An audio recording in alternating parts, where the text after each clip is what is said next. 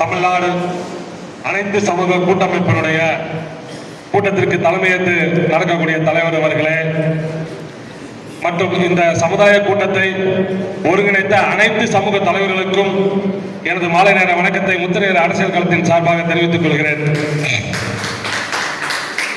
Indian என்றால் இடஒதுக்கீடு இல்லை, திராவிடன் என்றால் இடஒதுக்கீடு இல்லை, தமிழன் என்றால் இடஒதுக்கீடு இல்லை.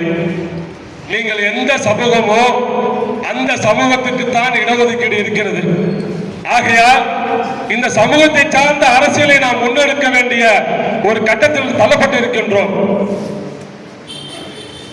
தமிழ்நாடு முழுவதும் இந்த அரசியல் கட்சிகள் கடந்த தேர்தலில் 1,48,00,000 வாக்குகளை பெற்ற அதிமுக எதிர்கட்சியாக உள்ளது.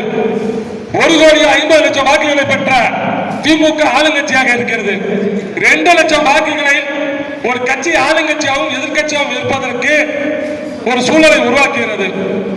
நம்முடைய சமூக அமைப்புகளுக்கான சாதிக்கான இடஒதுக்கீடுகள் இந்த சமூகத்துக்கான தேவைகளை நிறைவேற்றி தருவதில்லை. குறிப்பாக எங்களுடைய சமூகம் 40 தொகுதியிலே முத்திரையர் மட்டும் வாக்களித்தால் வெட்டுப்படக்கூடிய தொகுதிகள் இருக்கிறது. ஒரு 50 தொகுதிகளே ஒரு 50,000 வாக்காளர் உள்ள தொகுதிகள் இருக்கிறது. யாரை வெற்றி பெற வைக்க வேண்டும் என்ற ஒரு தீர்மானிக்கக்கூடிய இடத்தில் இந்த முத்திரையர் சமூகம் இருக்கிறது.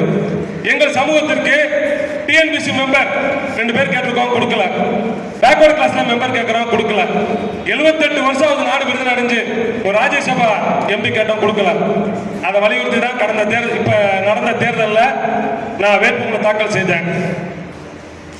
அரசியல் கட்சிக்கு வருவதற்கு சமூகத்துக்கான தேவை வேணும்னு. அது மாதிரி ஒவ்வொரு சமூகத்துக்கான அரசியல் பிரதிநிதித்துவம் நமக்கு வேணும்.